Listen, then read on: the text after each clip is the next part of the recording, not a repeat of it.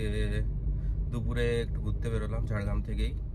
ঝাড়গ্রামের পাশাপাশি কোথায় যাব ওটা এখনো ঠিক হয়নি, ওটা রাস্তায় যেতে যেতেই ঠিক করব। বৃষ্টি পড়ছে হালকা হালকা, তো ভাবলাম একটু কোথাও ঘুরে আসি, কোনো কাজও ছিল না আজকে। একটু ঠান্ডা লেগে গেছে, গলাটা একটু বসা বসা মনে হচ্ছে, হয়তো কোনো অসুবিধা নেই। বৃষ্টি হলেও রাস্তায় গাড়ি ঘোড়া ভিড়। ঝাড়গ্রামের পাশাপাশি কোথাও যাচ্ছি, জাস্ট ওই 1 ঘন্টার ডিস্টেন্স হবে খুব বেশি হলে। ওর মধ্যেই কোনো একটা জায়গা দেখে একটু ঘোরাঘুরি করে চলে আসবো কিছুক্ষণে আবার বাড়ি। চলুন আপনাদেরকেও দেখাচ্ছি জায়গাটা। অবশ্যই যেটা হবে ভালো জায়গা হবে। যারা ঝাড়গ্রাম ঘুরতে আসছেন ওদের জন্যই বলা যেতে পারে ভিডিওটা, কারণ ঝাড়গ্রামে যারা আছেন ওরা অলরেডি এইসব ভিডিও মানে এইসব স্পটগুলো ওরা দেখে ফেলেছেন অলরেডি। এই জন্য আর কি আমি আর আমার মিসেস দুজন বেরোলাম, ওই জন্য একটু ঘুরতে। বোর হচ্ছিলাম বাড়িতে আজকে।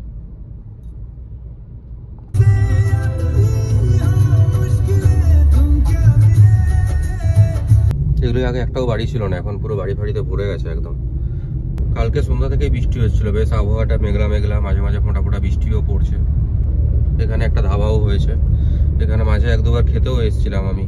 এটা বেরোলাম একটু আগে, ধাবাটা মোটামুটি খাবার ভালো। যারা ঝাড়গ্রামে থাকেন ওখানে খেতে আসতে পারেন, কিন্তু স্ন্যাক্স স্ন্যাক্স। প্রথমে ভাবছিলাম পঞ্চবটি বলে একটা পার্ক হয়েছে ওখানে যাব, তারপরে চেঞ্জ করলাম, ওটা শিল্কীগড় রাজবাড়ি যাচ্ছি এখন।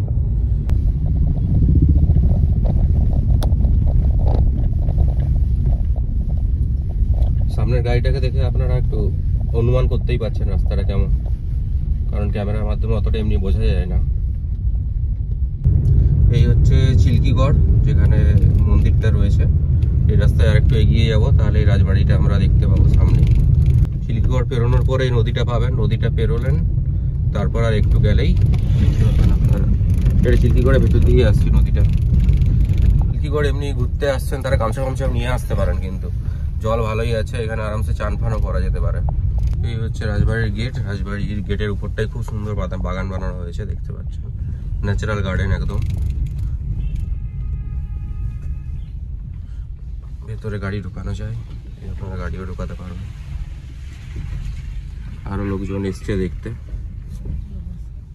এটা হচ্ছে রাজবাড়ির একদম সামনের সেকশন। তারপরে পেছনের দিকেও কিছু বাড়ি ফাড়ি রয়েছে যেগুলো দেওয়ালের দিক থেকে দেখা যায়। এটা ওর সাইড ভিউ। এই সামনের দিকে যে ঘরগুলো দেখা যাচ্ছে এগুলোর ভিতরে সাধারণ মানুষ ঢুকতে পারে, ঘুরতে পারে। আর পেছন দিকে যে মেন পার্সেন্টটা দেখালাম ওখানে ঢোকা যায় না এখন, ওটা কোনো গভর্নমেন্টের অফিস করা হয়েছে এখন। এই হচ্ছে ঘরের অবস্থা, নোংরা ফোংরা, দেওয়ালে ছবি এঁকে কালা জাদুর সিম্বল এই সব চলছে এখানে। ভালোবাসা আর ভেতরে নোংরা। তাছাড়া প্লাস্টিক দুনিয়ার আছে, লোক এসে এখানে পিকনিক করেছে হয়তো, আর সব নোংরা ভেতরেই ফেলে গেছে।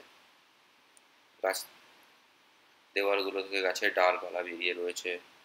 এগুলো 10 টাকা 20 টাকা এন্ট্রি ফি নিয়ে করে এগুলোকে যদি মেনটেন করা যায় খুবই ভালো হবে। লোকজন ভালোই আসছে দেখতে, টুরিস্ট ভালোই দেখতে আসছে। এবার এখান থেকে বেরিয়ে করে পাশের বিল্ডিংটার দিকে যাচ্ছি, চলুন।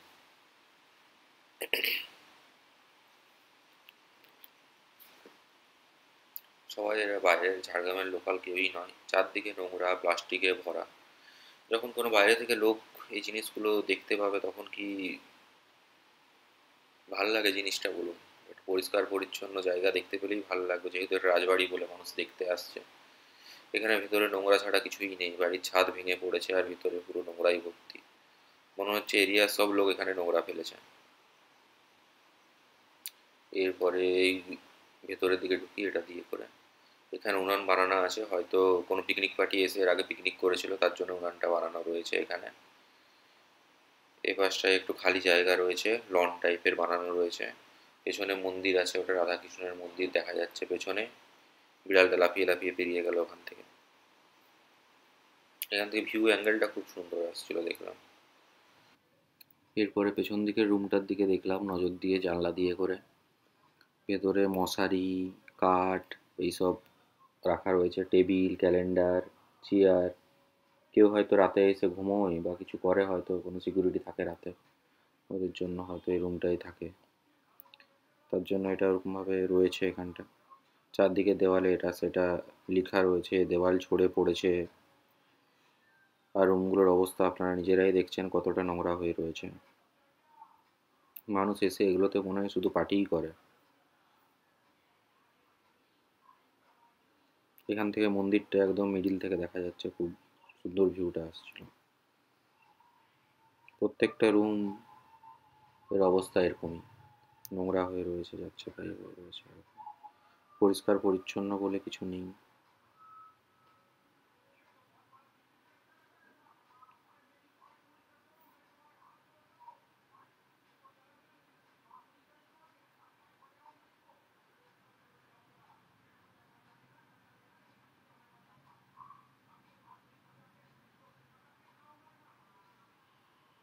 এটা মনে হয় তখনকার সময়ের কোনো মন্দির বা ওরকম ধরনের কিছু ছিল।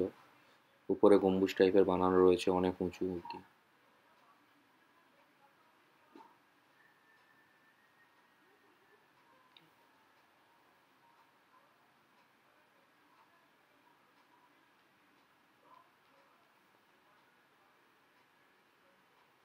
ছাদ ভেঙে পড়েছে এখানে, মনে হচ্ছে কোনো সিনেমা শুটিং হয়েছে, ছাদ ফাটিয়ে কেউ ভেতরে ঢুকেছে এটা দিয়ে করে।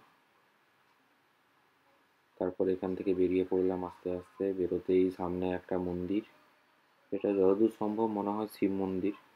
এই মন্দিরটা আমি কোনোদিন খোলা অবস্থায় দেখিনি। তার এপাশে সাইড দিয়ে এটা রাধাকৃষ্ণের মন্দির, যেটা অবশ্যই খোলা ছিল, আমরা ভেতরেও গেছিলাম। এই হচ্ছে মন্দিরের গেট, এই হচ্ছে মন্দিরটা। নিচে সাইডে মনে হয় এগুলো আগে জল থাকতো বা কিছু হবে, হয়তো নিচটা কাটা রয়েছে কিছুটা। মন্দিরে ঠাকুর মশাইও ছিল, পুজোও চলছিল দেখলাম। ব্যাস এই হচ্ছে পুরো ভিউ রাজবাড়ির। এবার দর্শন হয়ে গেল, দেখা হয়ে গেল রাজবাড়ি। এবার এখান থেকে আমরা আস্তে আস্তে বেরিয়ে পড়বো আর কি। ব্যাস ঘোরা হয়ে গেল চিল্কিগড় রাজবাড়ি। এবার এখান থেকে আস্তে আস্তে বেরিয়ে যাব। তারপরে যদি রাস্তায় আবার কোথাও দাঁড়াই সেটা দেখাবো, নাহলে ডাইরেক্ট বাড়ি। ভালোই ভিড় আছে এখানে, পিকনিক চলছে, রান্নাবান্না চলছে দেখছি কোনায় কোনায় বিভিন্ন জায়গায়। বিশাল ব্যাপার হয়ে গেছে এখানে। টিকিট সেল করে একটু জিনিসটাকে সাজিয়ে দিলে, পরিষ্কার পরিচ্ছন্ন করে দিলে মনে হয় আরো ভালো হতো ব্যাপারটা। কারণ সব কিছুই ঠিক আছে, শুধু এখানে পরিষ্কার পরিচ্ছন্ন নেই জিনিসটা। লোক নোংরা করে চলে গেছে। মানুষ কি নোংরা দেখতে আসবে? পরিষ্কার জিনিসগুলো দেখতে এলেই ভালো লাগবে বেশি না মানুষের। ঠিক আছে, চলুন তাহলে বাড়ির দিকে এবার আস্তে আস্তে।